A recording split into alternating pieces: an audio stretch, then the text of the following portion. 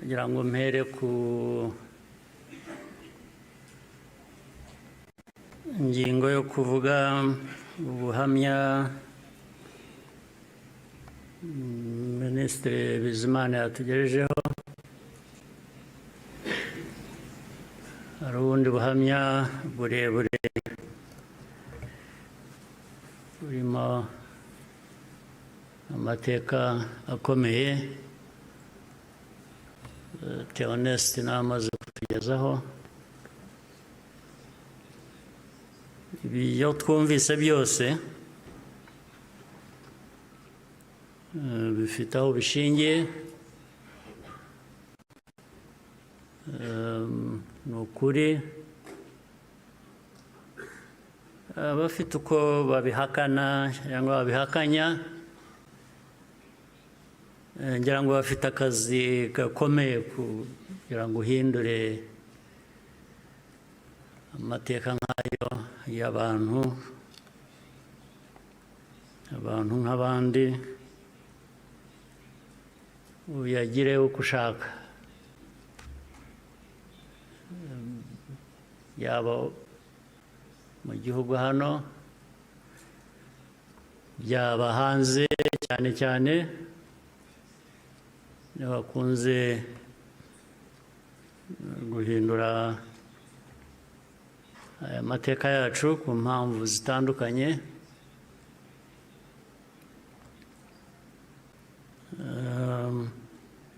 Ibi rero kugira ngo bafite ibyo bazahangana nabyo kugira ngo abantu bahindure amateka nk'aya bayavuga ukundi. Ariko icyo navuga nk'ibyo Theoneste yavuze,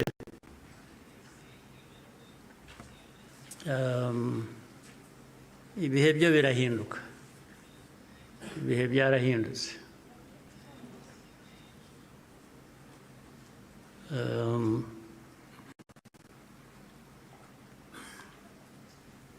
Nta uzongera gupfa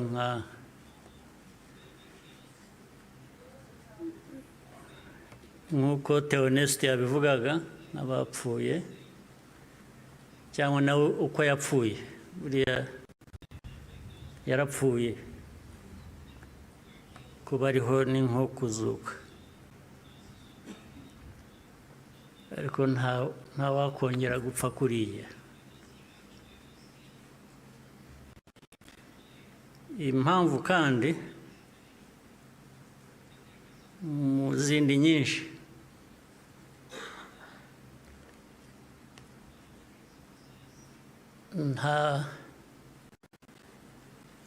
ntabwo wakwica umuntu kabiri.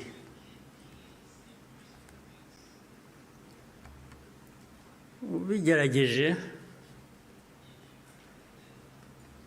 azakwica mbere yo kumwica. Ubwo turi aha mutureba, bamwe bajya bashinyagura bavugira hanze. Igihugu cyose, igihugu cy'u Rwanda ureba, ntabwo gishobora gupfa kabiri.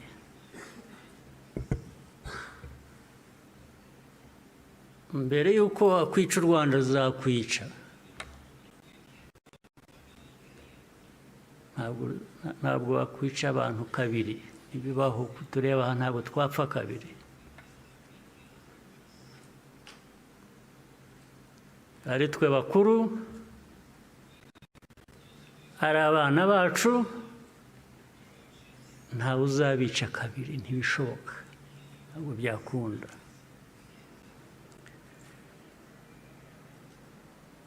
Tuzabaho uko abantu bakwiriye kuba babaho, nk'uko abandi abo ari bo bose babaho, byanze bikunze. Ntawe twabisaba kubaho, ntawe.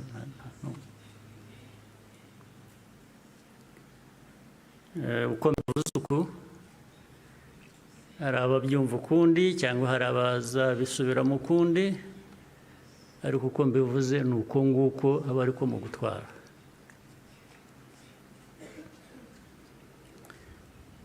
ndabasaba rero ngo nkomeze ijambo ryanjye mu rurimi abashyitsi bamwe hano bumva batagombye kubasemurira cyangwa se benshi cyane bari hanze bafitanye isano n'amateka yacu, harimo n'abo bayahindura bakayagira uko bashaka. Ndagira ngo mvuge mu rurimi bashobora kumva ntawe basemuriye. Muranyihanganira.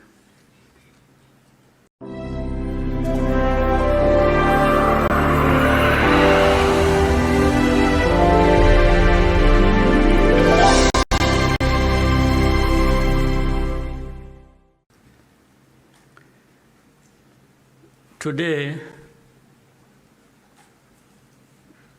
we gather again in remembrance. To everyone present and watching online, thank you for joining us on this important day.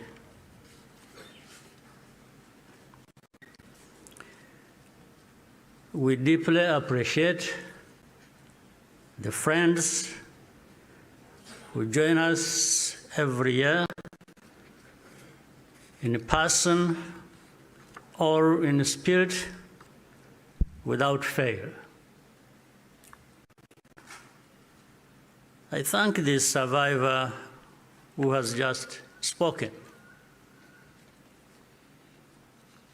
These testimonies keep memory alive for all of us and for those who will follow us. Kwibuka carries profound meaning for our nation.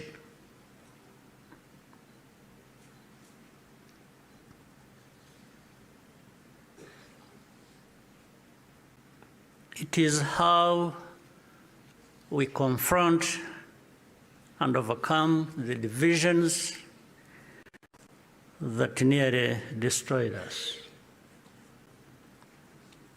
This day empowers us all. We draw on the strength of survivors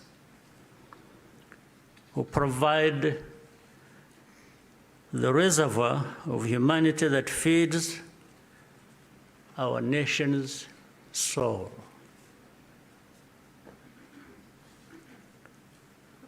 To all survivors,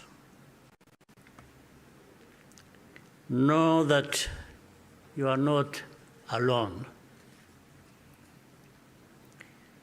We stand with you always.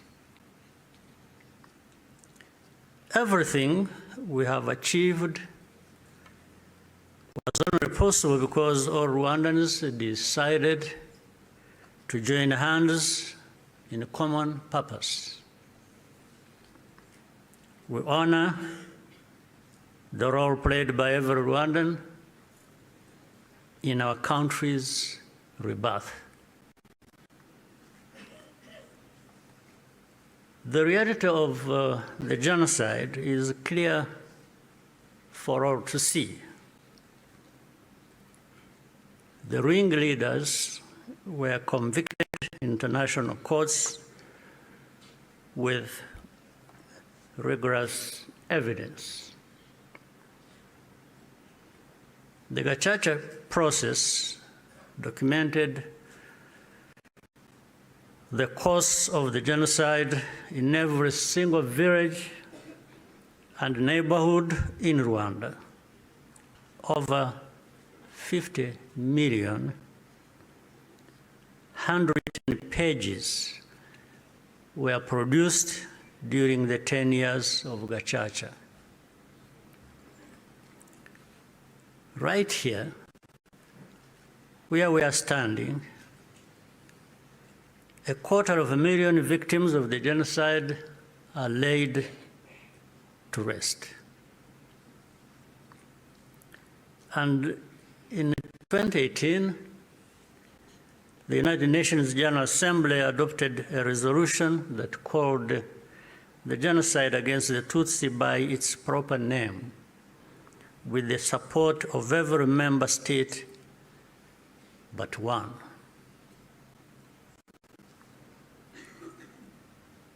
The truth is undeniable, and yet we still find people sowing doubt and twisting the facts up to today. This is not just a matter of ignorance, but something much deeper. It means that the risk of seeing history repeat itself is a constant danger if we allow ourselves and our friends to become indifferent. Genocide denial begins long before the genocide itself is committed. There is a pattern of looking away from the warning signs or taking them lightly. Hate speech turns into hate acts, dismissed as expressions of popular discontent. Behavior that should be immediately condemned is rationalized and minimized. The preparations are masked by narratives of popular grievance and fear. In the process, a moral equivalence is created between the targets of the genocide and the planners of it. All of these elements were present in our own story. There are some who pretend that the genocide against the Tutsi was a spontaneous event. That's not true. It was carefully prepared and carried out in plain sight.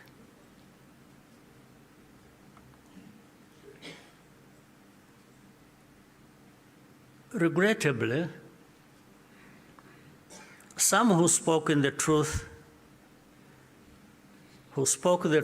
at the time, and who were even eyewitnesses, later became peddlers of distortion, mainly for political reasons. Militias were openly trained and indoctrinated in hate. Weapons were imported in large quantities, and Rwandans who opposed it were threatened or killed. Before 1994, communities were subjected to waves of smaller massacres meant to normalize the killing and also to measure the reaction of the wider world.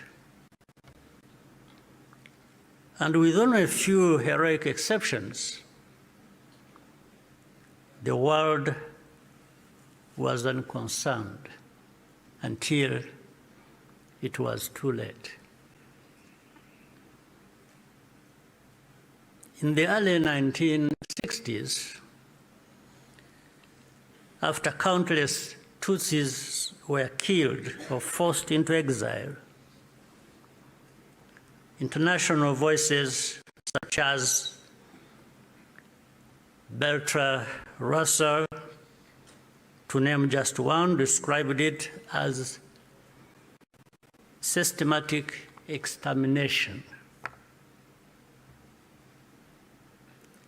The pattern continued in the 1980s and early 1990s. When Tutsi communities such as the Bagogwe in the northwest were targeted in organized attacks,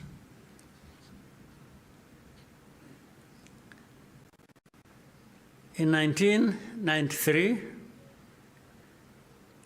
a commission led by Jean Crabonnier investigated these atrocities. After documenting mass graves and the involvement of state authorities, they concluded that a genocide was being prepared.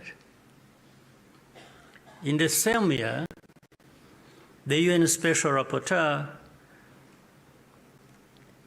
Bakri Weli Ndiaye, warned that organized propaganda portraying the Tutsis as enemies was spreading openly, helping prepare the population for mass violence.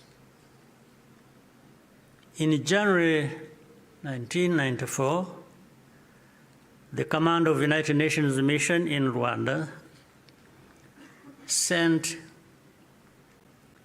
a fax back to headquarters in New York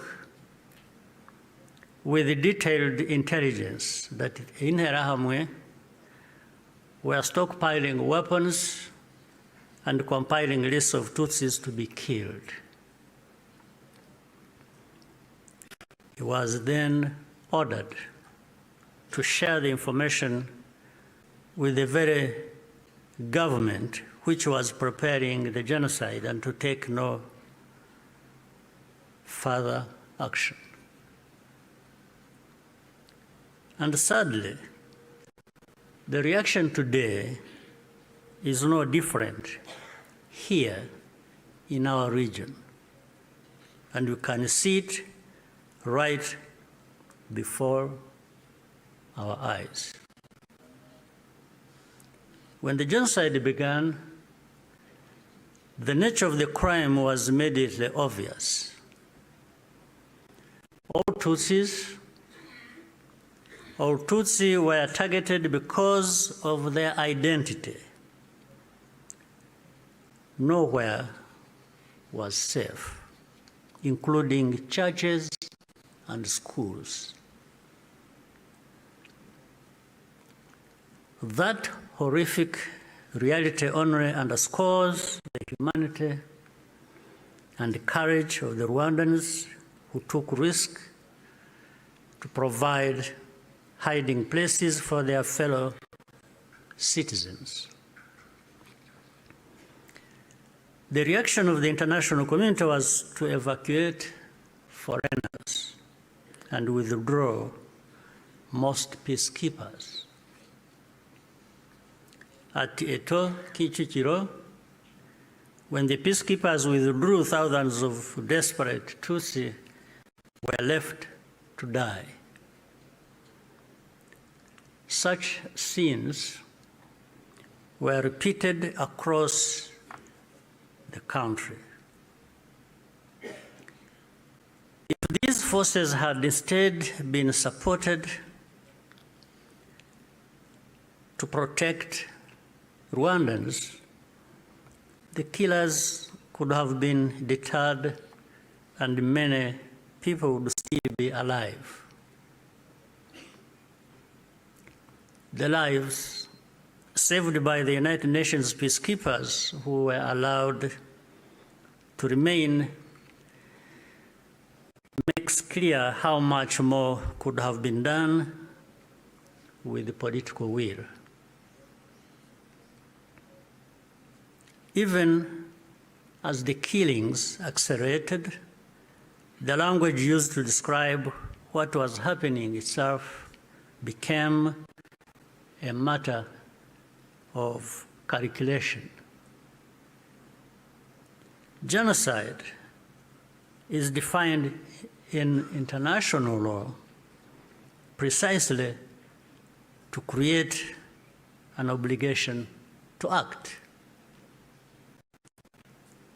To witness such a crime and deliberately refuse to use the term is, in effect, genocide denial, perhaps even a form of aiding and abetting.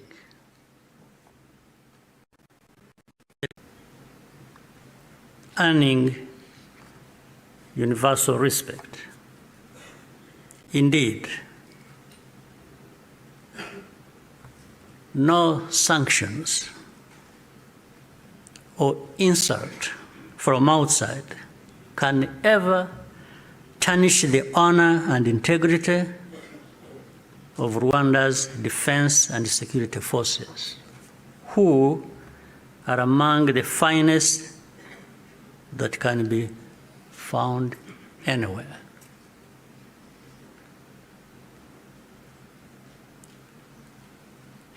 I look forward to raising this matter of sanctions at the highest level to understand the basis for such an injustice.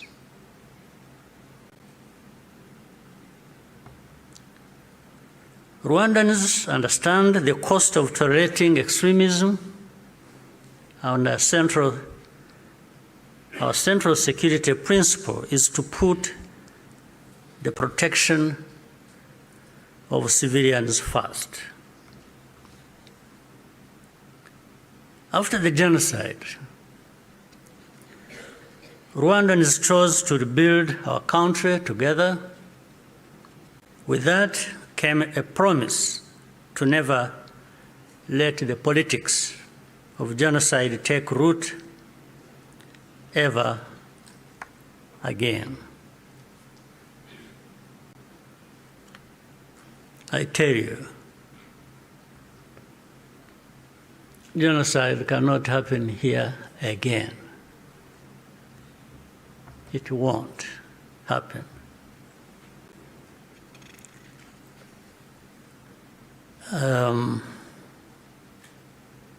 Even with those noises you hear in the region of people gathering from Europe, from wherever, and meeting in Kinshasa and bringing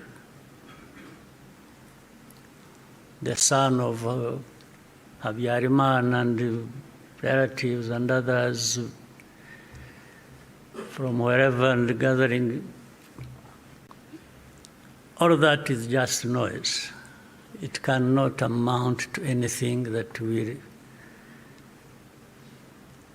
happen here of that kind again. It cannot happen. And I'm saying this not just as a person. And I'm just saying it because I know every Rwandan, young and old, is as determined and is saying so, like I'm saying now to you.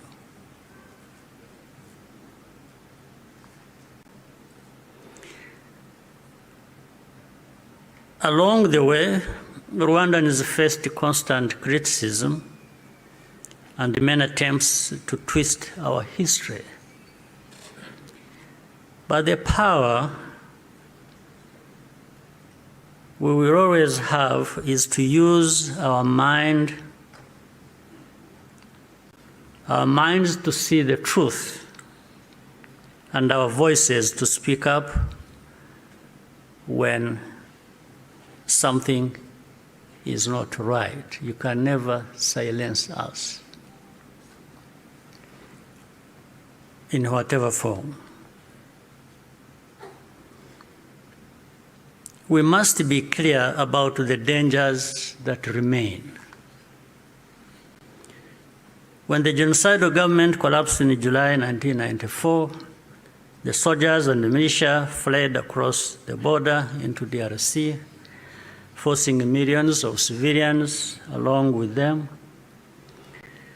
Inside the camps, they organized into what is now known as FDLR and launched a sustained cross-border insurgency against Rwanda, claiming tens of thousands more lives. This was the period known as the Abacengezi insurgency, and the western border was only fully secured by the end of the 1990s through the combined efforts of our army and the brave residents of those areas. And since then, our defensive measures have been aimed at ensuring that such attacks can never again be made across our borders. This is not a problem that should be left to Rwanda alone. Doing so only rewards those behind the threats, while Rwanda is penalized for standing up for itself. Imagine a farmer whose field catches fire. At first, the flames are small. A few neighbors think it does not concern them. Others say the wind will change and the fire will die out on its own. So they watch and wait. But the wind does not change. Meanwhile, a pyromaniac is secretly adding fuel to the fire. So the fire spreads from one field to another, and then into the forest and the towns and beyond. Only then do people run with the buckets of water and call for the establishment of a fire department. Africans, more than most, should understand that the danger of moral passivity in the face of hatred and violent extremism.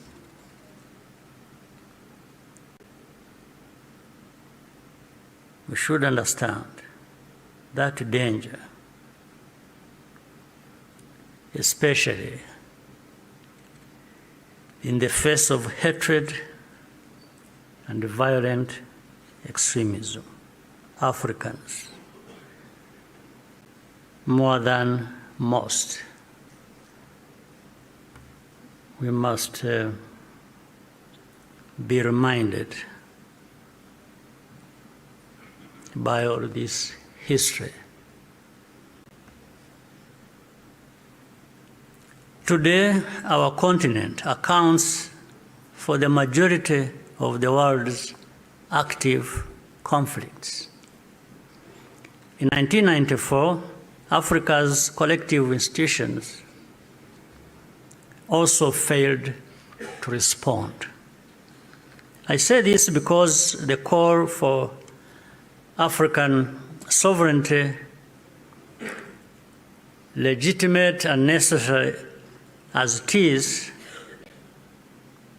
must also mean that African institutions act decisively when Africans are at risk. Bad actors must not be allowed to hide behind the principle of sovereignty, to evade responsibility for abuses or deny citizens their rights. We cannot afford to repeat the mistakes of the past. Genocide ideology is still spreading in our region. Left unchecked, it has the power to take us all backwards again. There are those who claim that Rwanda exaggerates,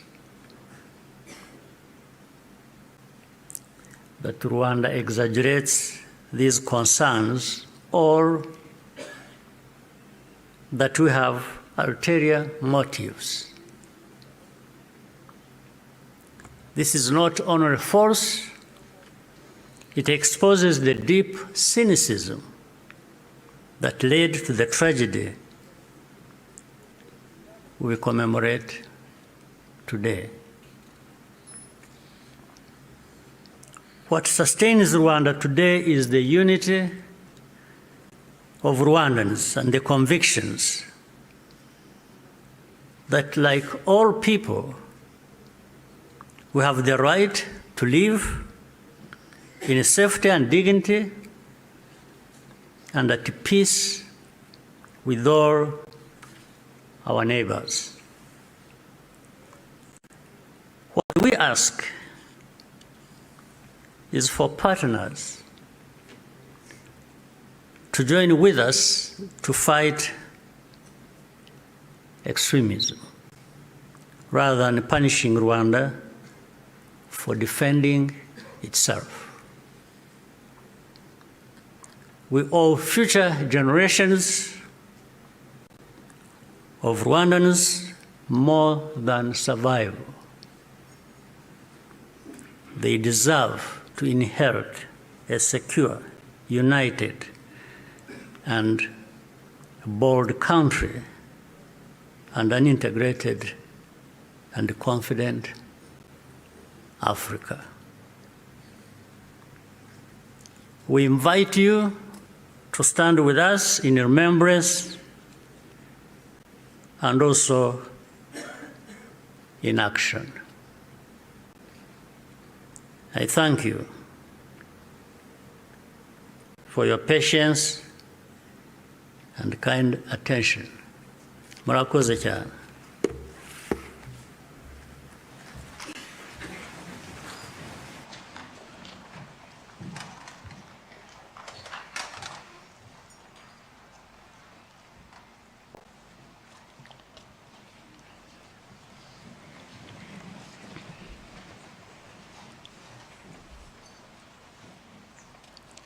Murakoze nyakubahwa Perezida wa Repubulika kubw'ubutumwa budukomeza mutugejejeho. Turabashimira ko